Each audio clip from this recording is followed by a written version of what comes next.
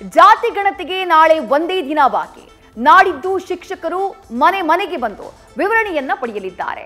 ಇತ್ತ ಸರ್ಕಾರ ಸೃಷ್ಟಿಸಿದಂತಹ ಜಾತಿ ಗಣತಿ ಗೊಂದಲ ಹಿನ್ನೆಲೆ ಒಕ್ಕಲಿಗ ನಾಯಕರ ಸಭೆ ನಡೆದಿದೆ. ಆದಿಚುಂಚನಗಿರಿ ಮಠದಲ್ಲಿ ಸ್ವಾಮೀಜಿಗಳು, ಕೇಂದ್ರ ಸಚಿವ ಎಚ್ಡಿಕೆ, ಡಿಸಿಎಂ ಡಿಕೆ ಶಿವಕುಮಾರ್ ಸೇರಿ ಸಚಿವರು, ಶಾಸಕರು, ಸಂಸದರು ಸೇರಿ ಹಲವು ಪ್ರಮುಖರು ಭಾಗಿಯಾಗಿದ್ದರು. ಒಕ್ಕಲಿಗ ಅಲ್ಲಿ ಸಬ್ ಕ್ಯಾಸ್ಟ್ 108 ಮಾಡಿ ಚಿತ್ರಗೊಳಿಸಬಾರದು. ಇವೆಲ್ಲ ಬೆಂಕಿ ಹಚ್ಚಿಗಳಕ್ಕೆ ಏನ್ ಬೇಕೋ ಅದು ಮಾಡವ್ರೆ. ರಾಜ್ಯದಲ್ಲಿ ಜಾತಿ ಗಣತಿ ಜ್ವಾಲೆ ಜೋರಾಗಿದೆ. ಯಾರದ್ದೇ ಅಪಸ್ವರಕ್ಕೂ ಜಗ್ಗದ ಸಿದ್ದರಾಮಯ್ಯ ಪಟ್ಟು ಬಿಡದೆ ಜಾತಿ ಗಣತಿಗೆ ಕಟ್ಟಪ್ಪಣೆ ಮಾಡಿದ್ದಾರೆ. ಸೆಪ್ಟೆಂಬರ್ 22ರಿಂದ ಸಮೀಕ್ಷೆ ಶುರುವಾಗಲಿದೆ. ಆದಿಚುಂಚನಗಿರಿ ಮಠದ ನಿರ್ಮಲಾನಂದನಾಥ ಶ್ರೀಗಳ ನೇತೃತ್ವದಲ್ಲಿ ಒಕ್ಕಲಿಗ ಸಮಾಜದ ಪ್ರಮುಖರ ಸಭೆ ನಡೆದಿದೆ. ಕೇಂದ್ರ ಸಚಿವ ಕುಮಾರಸ್ವಾಮಿ, ಡಿಸಿಎಂ ಡಿಕೆಶಿ ಸೇರಿ ಪ್ರಮುಖರು ಭಾಗಿಯಾಗಿದ್ರು.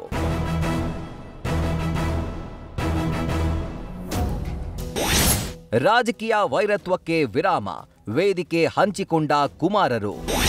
ಅಕ್ಕ ಪಕ್ಕದಲ್ಲಿದ್ರೂ ಮುನಿಸು, ಸ್ವಾಮೀಜಿ ಸಮ್ಮುಖದಲ್ಲಿ ಮಾತುಕತೆ. ಬದಲಾದ ಸನ್ನಿವೇಶದಲ್ಲಿ ಉಭಯ ನಾಯಕರ ನಡುವೆ ತೀವ್ರ ರಾಜಕೀಯ ವಾಕ್ಸಮರ. ಬದ್ಧ ರಾಜಕೀಯ ವೈರತ್ವಕ್ಕೆ ಕ್ಷಣ ಹೊತ್ತು ಮರೆತು ಅಣಿಮುತ್ತುಗಳು ಉರುಳಿವೆ. ಡಿಸಿಎಂ ಡಿಕೆಶಿ, ಕೇಂದ್ರ ಸಚಿವ ಎಚ್ಡಿ ಕುಮಾರಸ್ವಾಮಿ ರಾಜಕೀಯ ವೈರತ್ವ ಮರೆತು ಒಂದೇ ವೇದಿಕೆಯಲ್ಲಿ ಕಾಣಿಸಿಕೊಂಡ್ರು. ಸ್ವಾಮೀಜಿಗಳ ಜೊತೆಯಲ್ಲೇ ಇಬ್ಬರು ವೇದಿಕೆಗೆ ಆಗಮಿಸಿ ಸ್ವಾಮೀಜಿ ಅಕ್ಕಪಕ್ಕದಲ್ಲಿ ಕುಳಿತರೂ ಒಬ್ಬೊಬ್ಬರು ಮಾತನಾಡಲೇ ಇಲ್ಲ. ಆರಂಭದಲ್ಲಿ ಮುನಿಸಿನ ಮುಸುಕು ಹಾಕಿದ್ದ ನಾಯಕರು ಬಳಿಕ ಸ್ವಾಮೀಜಿ ಸಮ್ಮುಖದಲ್ಲಿ ಮೌನ ಮುರಿದ್ರು.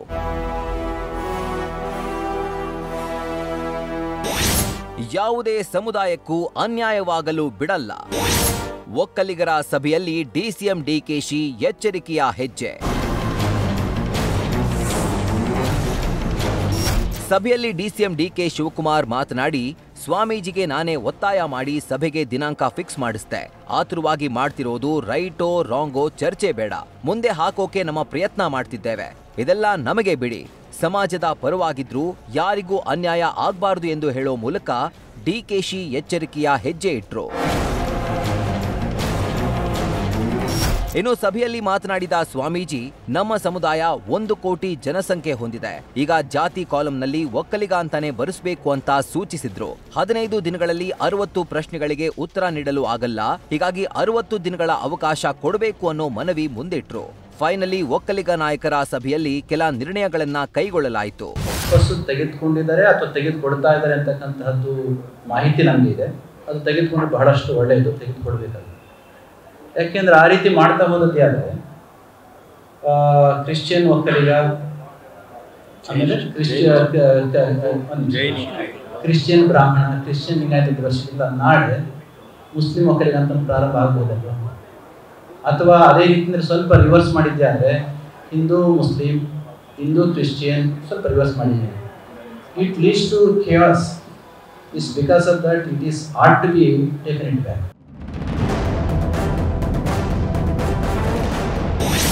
ಸಭೆಯಲ್ಲಿ ಡಿಸಿಎಂ ಡಿಕೆಶಿ ಹೆಸರು ಪ್ರಸ್ತಾಪಿಸಿದ ಕೇಂದ್ರ ಸಚಿವ ಎಚ್ಡಿ ಕುಮಾರಸ್ವಾಮಿ ಸಂಪುಟ ಸಭೆಯಲ್ಲಿ ಡಿಸಿಎಂ ಸೇರಿ ಅನೇಕರು ವಿರೋಧ ಮಾಡಿದ್ದಕ್ಕೆ ಸ್ವಾಗತಿಸಿದ್ರು.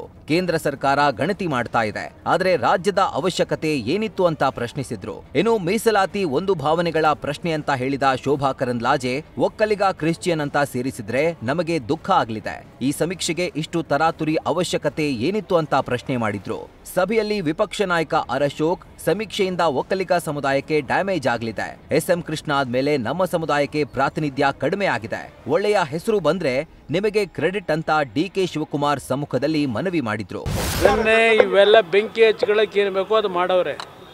ಈ ಸರ್ಕಾರ ಈ ರಾಜ್ಯದಲ್ಲಿ ಶಾಂತಿಯಿಂದ ಏನಿದ್ದೀವಿ, ಇಲ್ಲಿ ಬೆಂಕಿ ಹಚ್ಚತಕ್ಕಂಥ ಕೆಲಸಕ್ಕೆ ಕೊನೆ ಹಂತದಲ್ಲಿ ಈ ಮುಖ್ಯಮಂತ್ರಿಗಳು ಇದೆಲ್ಲ ಯಾವುದೇ ರೀತಿಯ ಮುಂಜಾಗ್ರತೆ ಕ್ರಮವನ್ನು ತೆಗೊಳ್ಳದೆ, ಯೋಚನೆ ಮಾಡದೆ, ಎಲ್ಲ ಸಮಾಜಗಳಿಗೆ ಯಾವ ರೀತಿ ಗೌರವ ಕೊಡಬೇಕು ಅಂತಕ್ಕಂಥ ಒಂದು ಸಣ್ಣ ಕಿಂಚಿತ್ತು ಚಿಂತನೆ ಇಲ್ಲದೆ ಇವತ್ತು ಈ ಸರ್ಕಾರ ಈ ರೀತಿಯನ್ನು ಮಾಡ್ಕೊಂಡು ಹೊರಟಿದ್ದಾರೆ. ಇದಕ್ಕೆ ಪ್ರತಿಫಲ ಮುಂದೆ ಕಾಣ್ತಾರೆ ಅಷ್ಟೇ. ಕಾಲಂ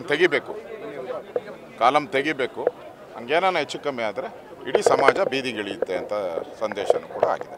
ಈಗ ಸರ್ಕಾರಕ್ಕೆ ನಾವು ಡಿ ಕೆ ಶಿವಕುಮಾರ್ ಬಂದಿದ್ರು, ಅವ್ರಿಗೆ ಹೇಳಿದಿರಿ ಇದನ್ನು ಮುಂದೂಡಿಸಿ ಇಲ್ಲಿ ದಸರಾ ಹಬ್ಬ ಇದೆ, ಆಗಲ್ಲ, ಮುಂದೂಡಿಸಿ ಅಂತ ಹೇಳಿದೆ.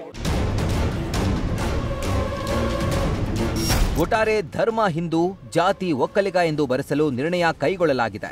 ಯಾರು ಗೊಂದಲ ಮಾಡಿಕೊಳ್ಳದಂತೆ ಸಲಹೆ ಕೂಡ ನೀಡಲಾಗಿದೆ. Manjunath, political bureau, news first. News first ನಿರ್ಭೀತಿಯಿಂದ ನಿಮ್ಮ ಪರವಾಗಿ.